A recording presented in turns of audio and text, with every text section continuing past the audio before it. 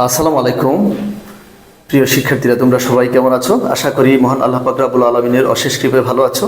প্রিয় শিক্ষার্থীরা, আজ আমি তোমাদের মাঝে এসেছি তোমাদের অত্যন্ত গুরুত্বপূর্ণ চ্যাপ্টার। আমি গত দুইটা ক্লাসে এই অধ্যায়টা করার জন্য যেভাবে গাইডলাইন্স দিয়েছি, সেই গাইডলাইন্স অনুযায়ী আমি আজকে এসএসসি 2027 ব্যাচের এবং নবম দশম শ্রেণীর শিক্ষার্থীদের গণিত বিষয়ের অত্যন্ত গুরুত্বপূর্ণ অধ্যায় এক্সারসাইজ 17 পরিসংখ্যানের ক অংশের কীভাবে অ্যান্সার করতে হয় সেই বিষয়গুলো আমি অত্যন্ত পুঙ্খানুপুঙ্খ রূপে আলোচনা করব। এখানে আমি তোমাদের বোর্ডে কয়েকটি প্যাটার্নের প্রশ্ন লিখে রেখেছি। সাধারণত এই প্যাটার্নের প্রশ্নগুলো বেশিরভাগ পরীক্ষাতে আসে, আর সেগুলো আমরা এখন আলোচনা করব।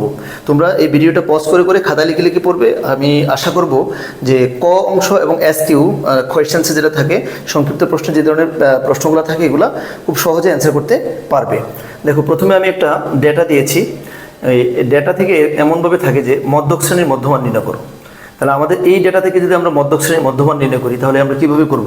তাহলে আমি তোমাদেরকে আমার আগের ক্লাসে বলেছি যে মধ্যক নির্ণয় করতে হলে আমাকে অবশ্যই তিনটা ঘর করতে হবে। তোমাদের ঘরগুলো কি মনে আছিল? আমাদের শ্রেণীব্যাপ্তি ছিল, গণসংখ্যা ছিল, আর কি ছিল? ক্রমযোজিত গণসংখ্যা ছিল। আমি যদি এখানে দেখো একটা ক্রমযোজিত গণসংখ্যা আঁকি, তাহলে আমাদের এটা কী হয় ঘটনাটা একটু খেয়াল করো। এখানে হবে ক্রমযোজিত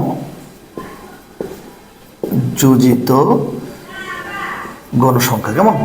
তাহলে আমাদের এখানে 5 আর 10 হচ্ছে 15, 15 আর 15 হচ্ছে 30, 30 আর 20 হচ্ছে 50, 50 আর 10 60। আমাদের টোটাল নাম্বারটা হচ্ছে 60। তাহলে মধ্যক শ্রেণীর মধ্যমান নির্ণয় করতে হলে আমাকে যা করতে হবে, প্রথমে তোমরা সবাই জানো এখানে এনটা হচ্ছে আমাদের 60। তাহলে তোমার n/2টা কত হবে? n/2টা হবে 60/2 সমান কত? 30। তাহলে 30তম পদ হবে আমাদের মধ্যে। যা কোন শ্রেণীতে আছে তোমরা একটু বলো তো। 30তম পদটা এখানে আছে, ফিক্সড। দেখো এখানে 30টা আছে।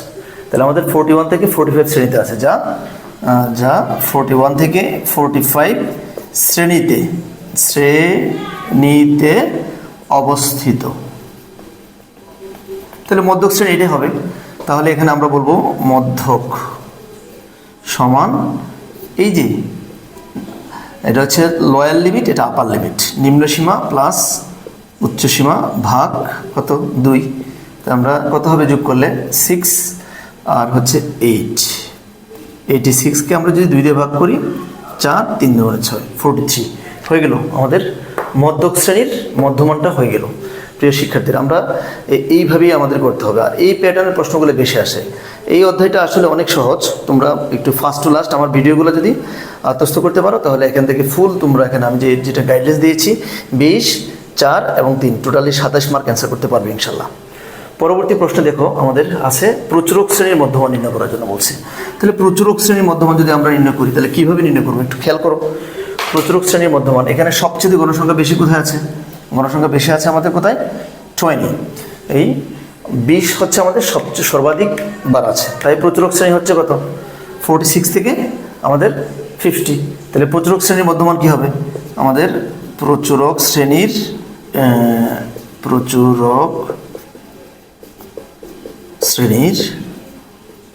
মধ্যমান কি করবো বলো? সবচেয়ে গণসংখ্যা যদি এখানে আসে, তাহলে 46 প্লাস 50, তাহলে আমাদের হবে ভাগ করে দিব 2 দিয়া 96। তাহলে 48 হবে আমাদের 48। প্রিয় শিক্ষার্থীরা, আমাদের প্রচুরক শ্রেণীর মধ্যমানও হয়ে গেল। তোমরা জাস্ট এটা করার সময় যদি লেখো যে এখানে গণসংখ্যা সর্বাধিক 20 বার আছে, যা 46 থেকে 50 শ্রেণীতে, সুতরাং প্রচুরক শ্রেণী 46 থেকে 50, এটা লিখে যদি এটা লেখো তাহলে স্ট্যান্ডার্ডাইজ পার্ট হয়। আর তোমরা যদি এটাও যদি লেখো, খাতায় লিখে থাকলে আমরা শিক্ষকরা আসলে সাধারণত নাম্বার দিয়ে দিই। তো তোমরা ওইভাবে লিখলে আরও স্মার্ট হয়, তোমরা স্মার্ট করে লিখবে আশা করি। আর পরের প্রশ্ন কি হচ্ছে? পরের প্রশ্ন বলছে আমাকে যে এত সংখ্যাগুলোর, দেখো এরকম দিয়ে এই গড় বের করতে বলে, মধ্যক বের করতে বলে, প্রচুরক বের করতে বলে, অনেক ধরনের ম্যাথই বলে তোমাকে। যদি তোমাকে গড় বলে, তাহলে সবগুলো সংখ্যা যোগ করে আমাদের ভাগ করতে হবে সংখ্যাগুলো দ্বারা।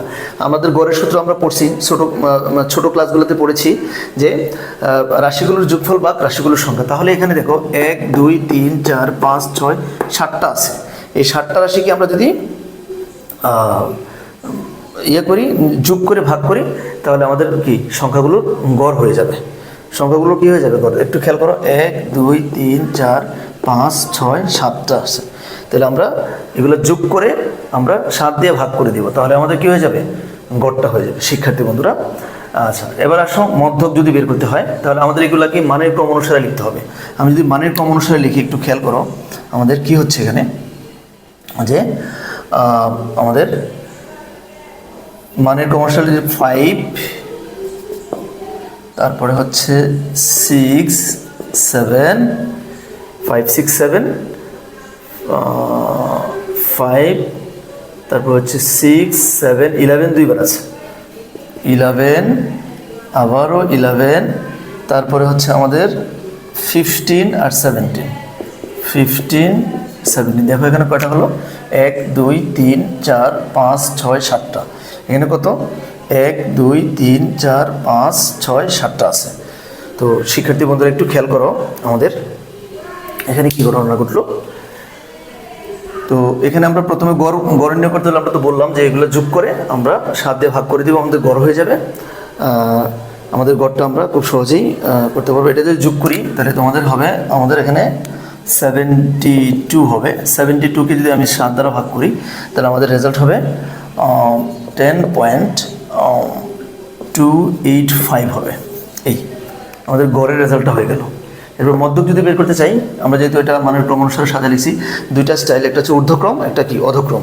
আমরা এখানে ঊর্ধ্বক্রম অর্থাৎ ছোট থেকে বড় সাজিয়ে লিখেছি। তো তোমরা একটু খেয়াল করো, এখান থেকে আমরা 3টা যদি বাদ দিই, এখান থেকে বাদ দিই, মাঝখানে যেটা থাকে সেটাই হচ্ছে মধ্যক। তাহলে মধ্যক হচ্ছে আমাদের কত, 11। কিন্তু এটা বের করার একটা সূত্র আছে। জোড় হলে একটা সূত্র হবে, বিজোড় হলে একটা সূত্র। তোমরা যারা এখন 10ম শ্রেণীতে পড়ছো অথবা 9ম শ্রেণীতে পড়ছো, তোমরা আগের যে ক্লাসগুলো 6 7 8 এগুলোতে তোমরা এই সূত্রগুলো পড়েছ, যে জোড় হলে n, যদি n জোড় হলে আমাদের পড়েছে আমরা মধ্যক সমান n/2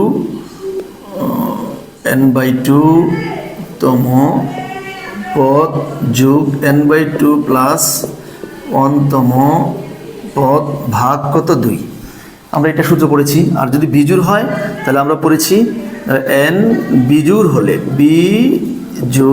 হলে আমরা মধ্যক পড়েছি কি, মধ্যক সমান n+1/2তম পদ মধ্যক।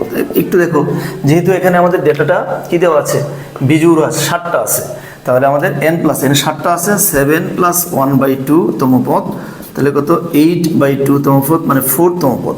তাহলে 1 2 3 4, 4তম পদটা কত আছে আমাদের, 11 আছে। তাহলে 4তম পদ হচ্ছে 11। এটাই হচ্ছে আমাদের মধ্যক। আমরা চাইলে এটা আমরা কি সূত্র দিয়েও করতে পারি, আর তোমরা যদি মানে খাতায় মানে মানের ক্রম অনুসারে লিখে ঊর্ধ্বক্রমে সাজানোর পরে তোমরা যদি এইভাবে লিখে দাও যে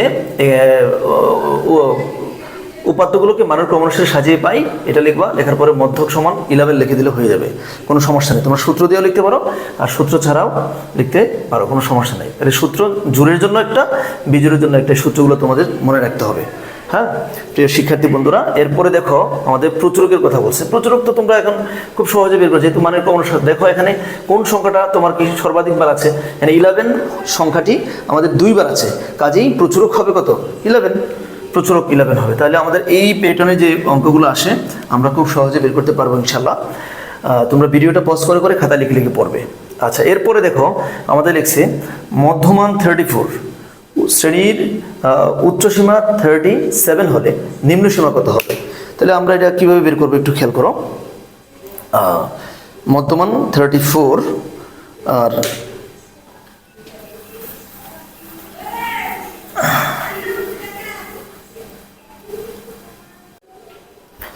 প্রিয় শিক্ষার্থীরা দেখো, আমরা এখন মধ্যমান 34, শ্রেণীর উচ্চসীমা 37, নিম্ন সীমা কত, আমরা এটা করব। তাহলে দেখো আমাদের আমরা সবাই জানি যে মধ্যমানের সূত্রটা কি, মধ্যমান বের করার সূত্র হচ্ছে আমাদের নিম্ন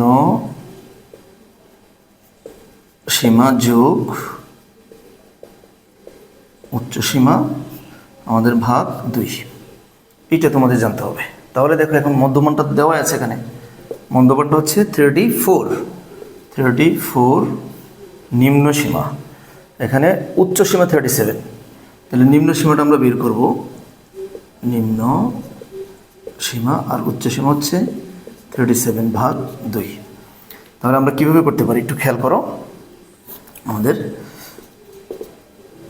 34 দুগুণে হচ্ছে 68, আর এখানে থাকবে নিম্ন সীমা প্লাস 37। তাহলে কী হবে 68 প্লাস 37টা এদিকে আনলে -37। আমাদের নিম্ন সীমা থাকলো এখানে নিম্ন সীমা। তাহলে কি হলো বলো, আমাদের নিম্ন সীমার মানটা বের হয়ে গেল। নিম্ন সীমা কত হবে, 68 থেকে 37 চলে গেলে আমাদের মাইনাস করলে 31 হবে। এই 31 হচ্ছে নিম্ন সীমা। তো সেক্ষেত্রে আমাদের এটা হয়ে গেল। এবার আসো আমাদের 1 থেকে 19 পর্যন্ত মৌলিক সংখ্যার গড় কত। এখানে তোমার কথার ভাষাগত একটু বিষয় আছে, সেটা একটু মাথায় রাখবে। সেটা হলো যদি তোমার থাকে 1 থেকে 19 পর্যন্ত, তাহলে 1 থেকে 19 পর্যন্ত মানে 19টা হবে। আর যদি বলা হয় যে 1 থেকে 19-এর মাঝে তোমার সংখ্যাগুলোর গড় কত, তাহলে তোমার হবে তোমার 1 থেকে 19-এর মাঝে মানে 19টা নেওয়া যাবে না, এটা মাথায় রাখতে হবে। এখন এখানে যেহেতু বলা হয়েছে 1 থেকে 19 পর্যন্ত, তাহলে আমরা 19টাও নিতে পারবো, এটা একটু মাথায় রাখবে শিক্ষার্থী বন্ধুরা। তোমরা একটু খেয়াল করো, আমরা যদি এখানে 1 থেকে 19 পর্যন্ত মৌলিক সংখ্যাগুলো লিখি তাহলে কী হবে বলো। মৌলিক সংখ্যাগুলো তোমরা সবাই জানো, প্রথম 2, 3, 5, 7, 11, 13, তারপর হচ্ছে 17, 19। এই এখানে কয়টা সংখ্যা, 1, 2, 3, 4, 5, 6, 7, 8টা আছে। তাহলে আমাদের সংখ্যাগুলোর গড় কত, তাহলে গড় হলে আমাদের রাশিগুলোর যোগফল বা রাশিগুলোর সংখ্যা আমরা যোগ করে ভাগ করে দেব, এটাই। তাহলে এখন দেখো এই সংখ্যাগুলো যদি আমরা যোগ করি তাহলে হবে আমাদের 77। সংখ্যা এখানে কয়টা আছে, আমাদের 9টা আছে। 1, 2, 3, 4, 5, 6, 7, 1, 2, 3, 4, 5, 6, 7, 8। এখানে 9টা সংখ্যা হবে 2, 3, 5, 7, 11, 13, 17, 19। তাহলে আমাদের সংখ্যা হবে 8টা, 8টা সংখ্যা হবে এখানে। 8টা সংখ্যা যদি হয় তাহলে আমরা ভাগ করব কি দিয়া, 8 দিয়া।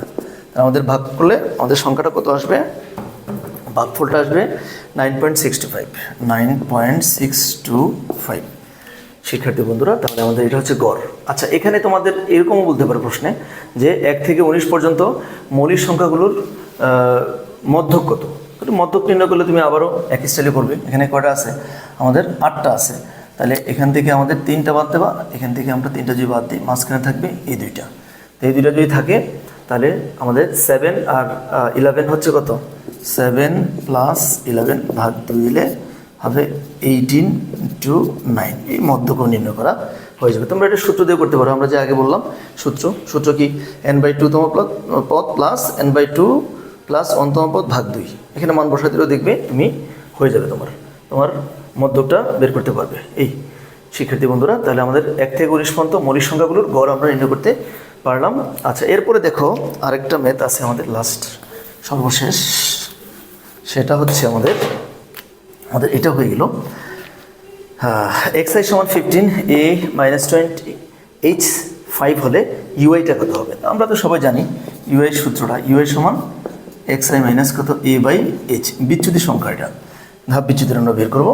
xi হচ্ছে আমাদের এখানে 15, a হচ্ছে 20, আর h হচ্ছে শ্রেণীব্যাপ্তিটা 5। তাহলে -5/5 সমান -1। তাহলে আমাদের uiটা হচ্ছে -5। তাহলে আমাদের এই ধরনের প্রশ্ন আসলে আমরা পারবো ইনশাল্লাহ। এই শিক্ষার্থী বন্ধুরা, আমি আজকে আমাদের আগের যে 2টা ক্লাসে আমরা গাইডলাইন দিয়েছিলাম, সেই গাইডলাইন অনুযায়ী আমাদের ক নং প্রশ্নের অ্যান্সারগুলো আমরা করেছি, যা থেকে আমরা সংক্ষিপ্ত প্রশ্নের অ্যান্সার করতে পারবো। তো তোমরা এই ভিডিওটা পজ করে খাতা লিখে পড়বে। আশা করি তোমরা এখান থেকে প্রত্যেকটা প্রশ্নের অ্যান্সার করতে পারবে এই টাইপের, এই প্যাটার্নের প্রশ্ন আসলে। তো আমি পরবর্তীতে খ এবং গ এর আলাদা, খয়ের জন্য একটা ভিডিও করব আর গয়ের জন্য একটা ভিডিও করব। এই ভিডিওগুলো তোমরা পেতে হলে আমার এই চ্যানেলটাকে বা আমার এই পেজটাকে তোমরা ফলো দিয়ে রাখবে। ইনশাল্লাহ আমি প্রত্যেকটা পার্টে পুঙ্খানুপুঙ্খ বিশ্লেষণ দিয়ে আমি ভিডিওগুলো তোমাদের জন্য করব। ভালো থাকবে সবাই। এতক্ষণ আমার সাথে থাকার জন্য সবাইকে আন্তরিক ধন্যবাদ জানিয়ে শেষ করছি। আল্লাহ হাফেজ।